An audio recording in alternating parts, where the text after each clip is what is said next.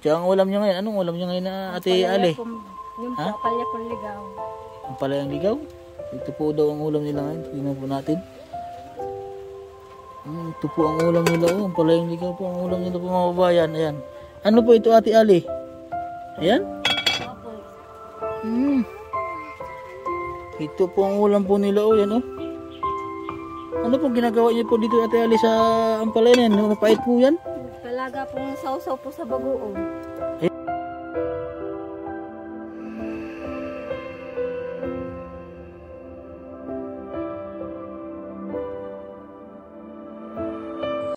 So ayun po mga kabayan, babalik po tayo dito sa bahay po nila Ate Ali. Opo. So meron pong nagbigay ng tulong sa kanila agad-agad. So maraming salamat po kay sir. Salamat po. Ayan. So kasama ko po ngayon ng aking partner pag mag-isa ko, si Ate Bibit.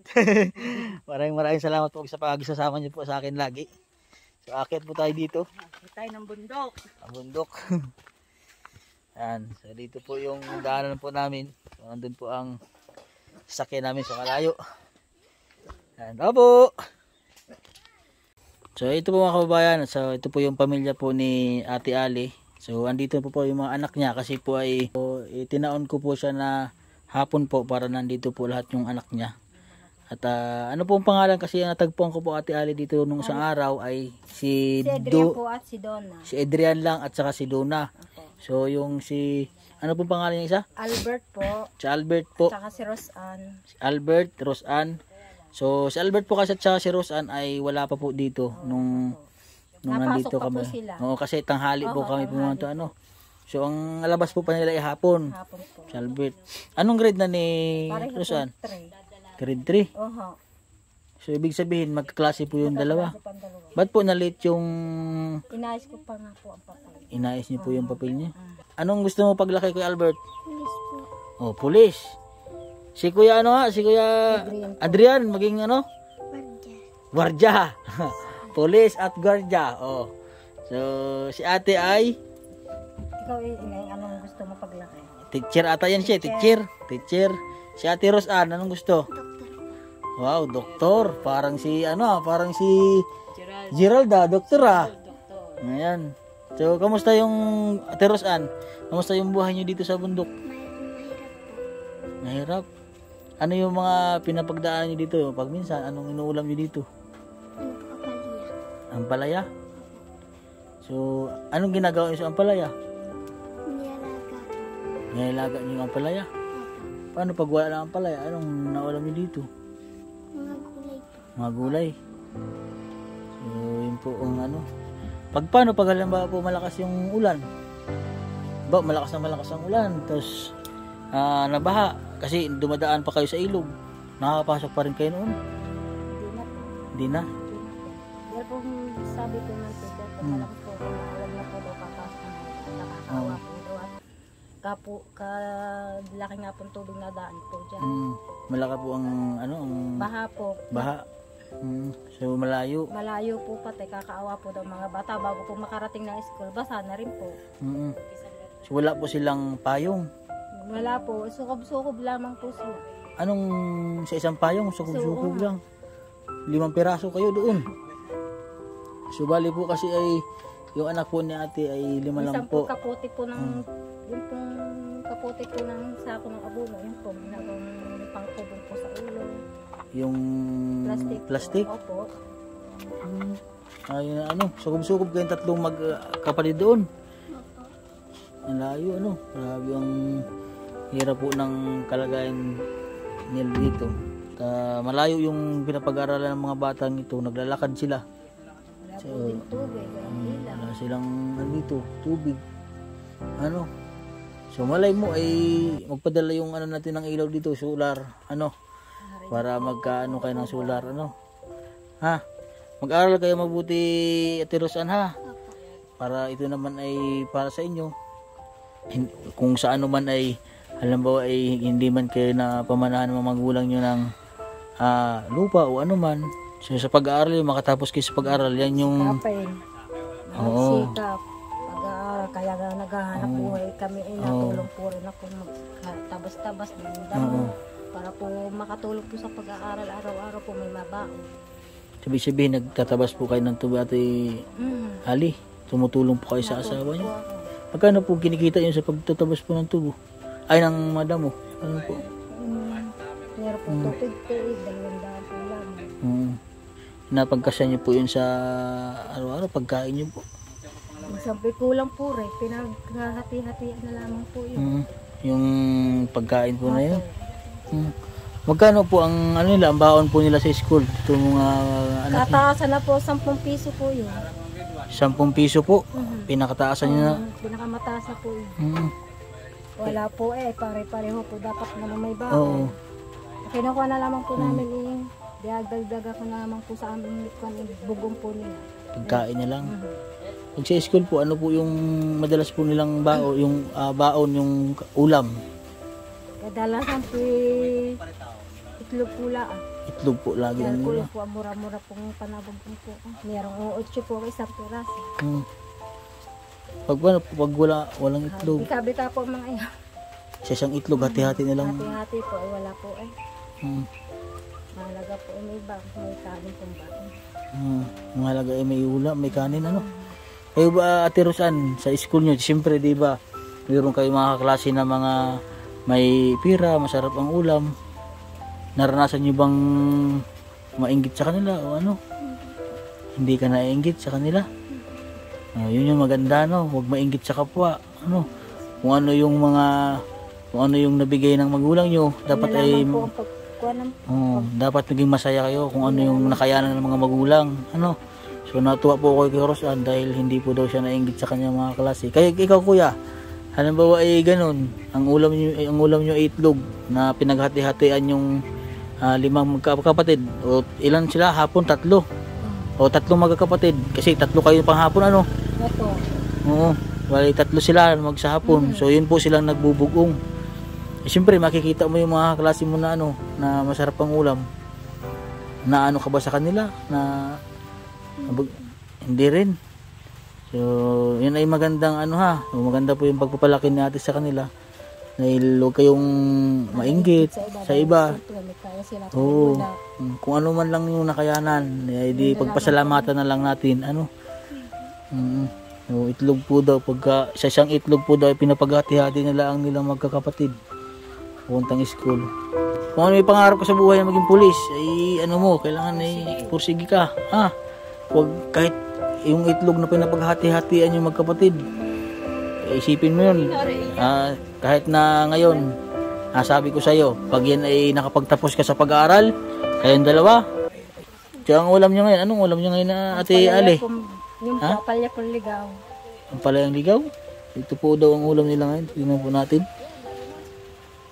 Ito po ang ulam nila. Ang palayang ligaw po ang ulam nila po mga babayan. Ayan.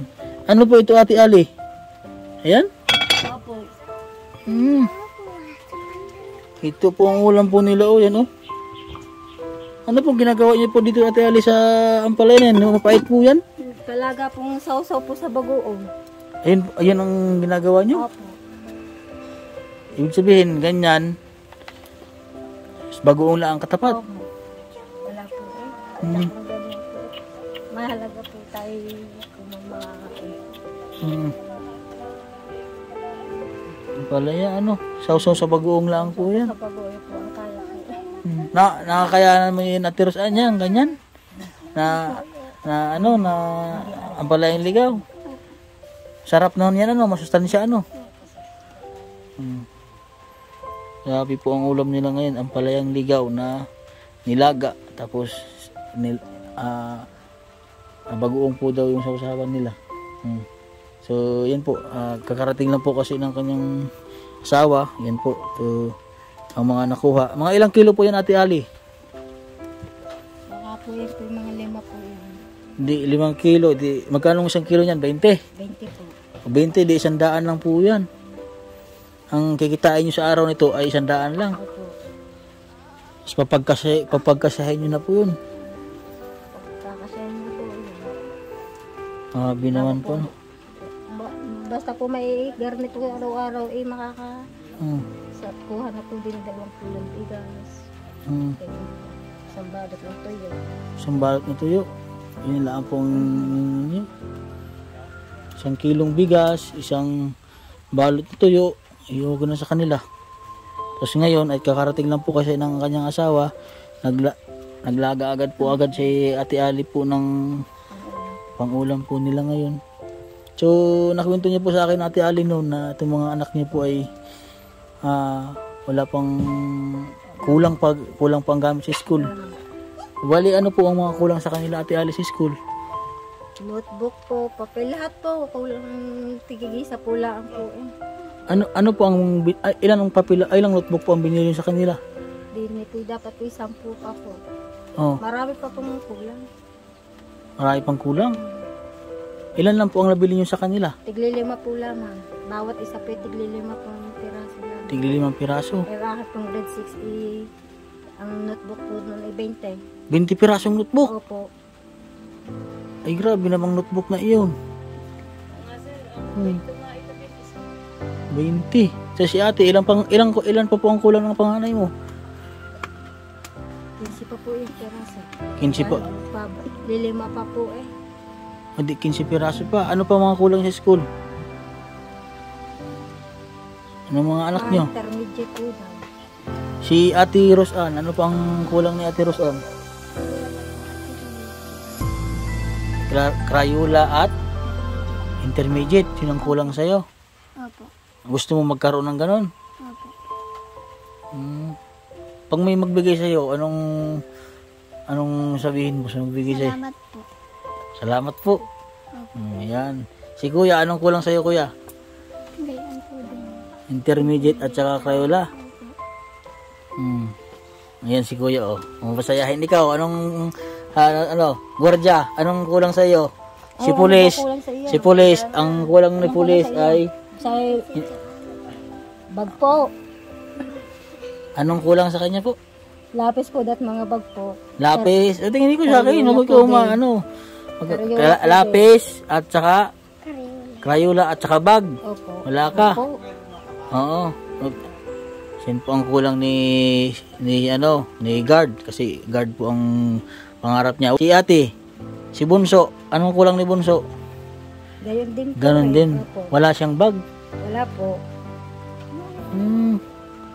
Ibig sabihin itong dalawa wala pa pong bag sa school. Wala pa po.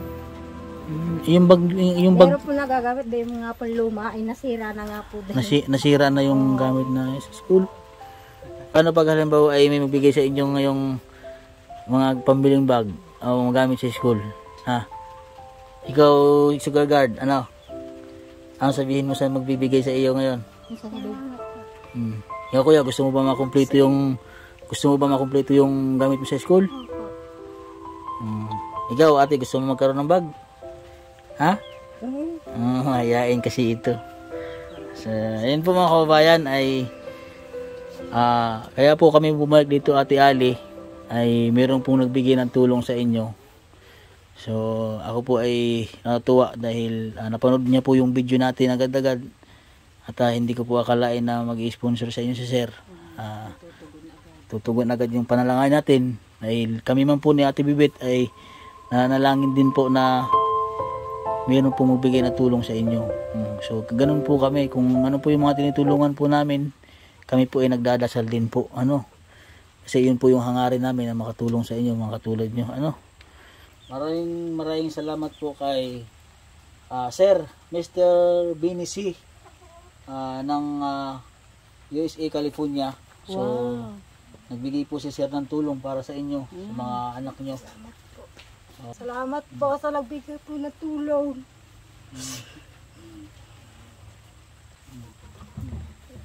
So ano masabi mo Ate Rosan sa kay Sir Benny na nagbigay ng tulong sa inyo? Maraming salamat po. So sa ang kabilin-bilin na ni Sir Benny ay mag-aral ng mabuti.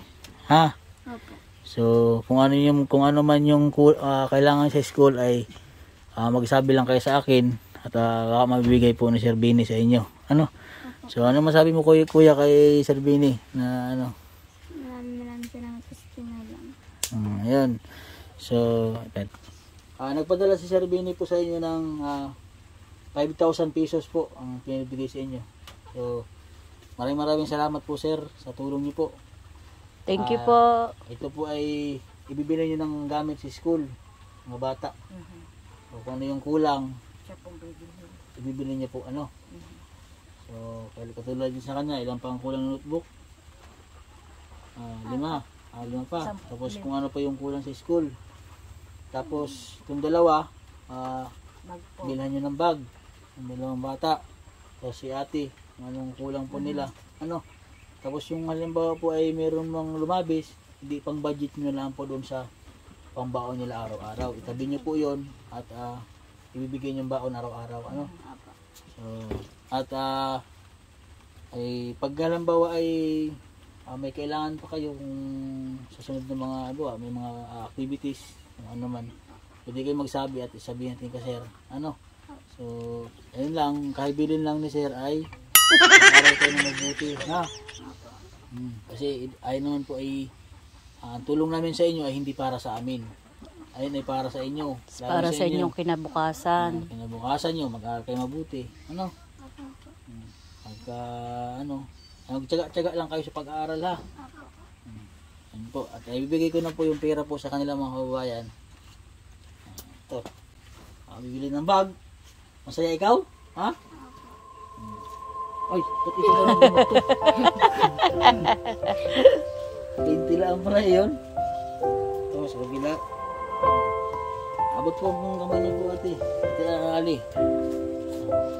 Cash po natin ibibigay sa kanila po mga kabayan nito.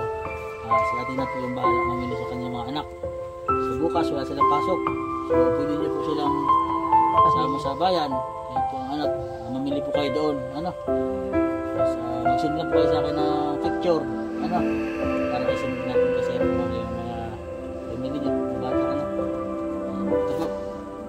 1, 2, 3, 4, 5,000. Palakpakan kayo. Yan. O, pasalamat ulit kayo kay sir. Maraming salamat sa inyo. Ayan. So, yan po mga kabayan. Ikaw, Lali. Maraming po salamat po sa tinulong po. Sana po. Masaya kayo Ate Lali? Ha? Ay, oo naman. Yan po, masaya po yung mga bata po, sir, sa ginawa niyo po na tulong para sa kanila. So, ayun po mga kabayan, dito na lang po yung vlog ko. At huwag niyo pong kalimutang i-subscribe po yung aking YouTube channel, Mastering Ring Channel po. At maraming salamat po kay Ate Bibit na lagi sumasama po sa akin dito. Siya din po yung nagturo po sa pamilya ni Ate Ali na matulungan po natin dito po sa bundok. So, maraming salamat po Ate Bibit. God bless po. At, Welcome, sir. At sa lahat po ng ating mga viewers at mga subscriber po natin dyan, maraming salamat po sa inyo sa pag-views nyo po at pag likes at share at huwag nyo skip yung ads. Yan po makatulong sa amin. Ayun po, God bless po, magandang hapon sa atin lahat. Bye-bye! Bye-bye na! Bye-bye! Salamat po. Ayan.